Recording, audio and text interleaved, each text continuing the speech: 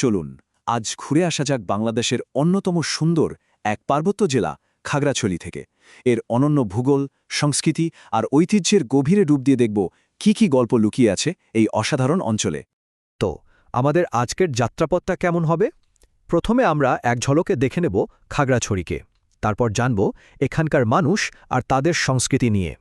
এরপর থাকবে এর প্রশাসনিক ভূগোল, স্থানীয় জীবনযাত্রা, আর সবশেষে আমরা ঘুরে বেড়াবো এর দারুণ সব দর্শনীয় স্থান আর ঐতিহ্যের খোঁজে। প্রথমেই আসা যাক খাগড়াছড়ির পরিচয়ে। চলুন মানচিত্রে একটু খুঁজে দেখি ঠিক কোথায় এর অবস্থান আর কি বিষয়ে একে এতটা বিশেষ করে তুলেছে। আচ্ছা, খাগড়াছড়ি জেলাটা কিন্তু বাংলাদেশের দক্ষিণ পূর্ব দিকে চট্টগ্রাম বিভাগের ভেতরে পড়েছে। এর আয়তন প্রায় 2699 বর্গ কিলোমিটারের মতো, মানে বেশ বড়সড় একটা পার্বত্য এলাকা। কিন্তু যে কোনো জায়গার নামের পেছনে কিন্তু একটা গল্প থাকে, তাই না? খাগড়াছড়ির নামটাও ঠিক তেমনি। নামটা এসেছে খাগড়াছড়ি নদী থেকে। ভাবা যায় একসময় এই নদীর তীরে নাকি খাগড়া নামের নলখাগড়ার বন ছিল, সেখান থেকেই এই নাম। মানে বলতে গেলে প্রকৃতি এর নাম রেখেছে। তো যেমন এখানকার প্রকৃতি, ঠিক তেমনি বৈচিত্র্যময় এখানকার মানুষজন আর তাদের সংস্কৃতি। চলুন তাহলে দেখি খাগড়াছড়িতে আসলে কোন কোন জাতি আর বিশ্বাসের মানুষ একসঙ্গে বসবাস করে। 2022 সালের আদমশুমারির দিকে তাকালে একটা দারুণ ব্যাপার চোখে পড়ে। এখানে কিন্তু কোনো একটা জাতিগোষ্ঠী নিরঙ্কুশ সংখ্যাগরিষ্ঠ না। দেখুন, প্রায় 57.1% বাঙালি, 24.5% চাকমা, 13.8% ত্রিপুরা আর 10.4% মারমা সম্প্রদায় সবাই মিলেমিশে থাকে। আর এটাই এই অঞ্চলকে একটা অসাধারণ সাংস্কৃতিক মেলবন্ধনের জায়গা করে তুলেছে। আর এই যে জাতিগত বৈচিত্র্য, এর একটা সুন্দর প্রতিফলন দেখা যায় ধর্মীয় বিশ্বাসেও। এখানে প্রায় 46.56% মুসলিম, 35.92% বৌদ্ধ আর প্রায় 16.75% হিন্দু ধর্মাবলম্বী মানুষের বাস। এটা দেখলেই বোঝা যায় এখানকার সাংস্কৃতিক পরিচয়টা কতটা গভীর আর বহুমাত্রিক।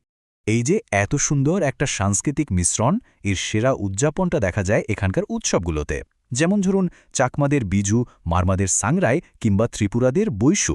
প্রত্যেকটা উৎসবই ভীষণ রঙিন আর প্রাণবন্ত। আচ্ছা, এই যে এত স্বতন্ত্র একটা জেলা, এটা ঠিক কিভাবে আজকের এই চেহারায় এলো? এর প্রশাসনিক কাঠামোটা কিভাবে তৈরি হলো? চলুন সেই গল্পটা একটু জানা যাক। ব্যাপারটা কিন্তু একদিনে হয়নি। এই জেলার আধুনিক পরিচয়টা গড়ে উঠতে এক শতাব্দীরও বেশি সময় লেগেছে। দেখুন, 1860 সালে পার্বত্য চট্টগ্রাম জেলা তৈরি হয়। তারপর 1981 সালে বান্দরবন আলাদা হয়ে যায়, আর সবশেষে 1983 সালে খাগড়াছড়ি আনুষ্ঠানিকভাবে একটা স্বতন্ত্র জেলা হিসাবে আত্মপ্রকাশ করে। তো সেই থেকে আজকের খাগড়াছড়ি একটি এ ক্যাটেগরির জেলা, আর পুরো জেলাটাকে প্রশাসনিক সুবিধার জন্য মোট 9টা উপজেলায় ভাগ করা হয়েছে। আর এই উপজেলাগুলোর অধীনে আছে মোট 38টা ইউনিয়ন। এগুলোই হলো এখানকার স্থানীয় সরকারের একদম মূল ভিত্তি। পুরো খাগড়াছড়ির বুক চিরে বয়ে গেছে 3টা প্রধান নদী, মাইনী, চেঙ্গি আর ফেনী। এগুলোকে বলা যায় এ অঞ্চলের জীবনরেখা, কারণ এই নদীগুলো শুধু পাহাড়ের ভেতর দিয়ে পথই তৈরি করেনি, এখানকার মানুষের জীবন আর জীবিকাকেও গড়ে তুলেছে। তাহলে এখন প্রশ্ন হলো, এই যে পাহাড় আর নদী দিয়ে ঘেরা একটা অঞ্চল, এখানকার মানুষের জীবন চলে কিভাবে? এদের অর্থনীতির মূল ভিত্তিটা কি? আসলে এখানকার অর্থনীতি পুরোপুরি প্রকৃতির দানের উপর নির্ভরশীল। একদিকে যেমন আছে ধান, আদা, আনারসের মতো দারুণ সব কৃষিপণ্য, তেমনি অন্যদিকে আছে সেগুন, গামারির মতো মূল্যবান বনজ সম্পদ। এমনকি সেমুতাং গ্যাসফিল্ডের প্রাকৃতিক গ্যাসের মতো খনিজ সম্পদও কিন্তু এই অঞ্চলের অর্থনীতির একটা বড় অংশ। বেশ, অর্থনীতি আর সংস্কৃতি তো হলো, কিন্তু খাগড়াছড়িকে যা সত্যি অসাধারণ করে তুলেছে তা হলো এর প্রাকৃতিক সৌন্দর্য আর ঐতিহ্য। চলুন এবার এই অঞ্চলের সেই সব বিস্ময়ের জগতে একটু ঢু মারা যাক। যারা ঘুরতে ভালোবাসেন তাদের জন্য খাগড়াছড়ি সত্যি এক গুপ্তধনের মতো। কোথায় যাবেন? আলুটিলার সেই রহস্যময় গুহায়, নাকি রিছাং ঝর্ণার জলে ভিজবেন? আবার দেখুন, একদিকে আছে শান্তিপুর অরণ্যকুটিরের মতো একদম শান্ত স্নিগ্ধ জায়গা, তো অন্যদিকে আছে মংরাজ বাড়ির মতো ঐতিহাসিক নিদর্শন। ঘোরার জায়গার কিন্তু শেষ নেই। আমাদের আজকের এই ছোট্ট ভ্রমণটা কিন্তু খাগড়াছড়ির বিশাল গল্পের একটা ছোট্ট অংশ মাত্র।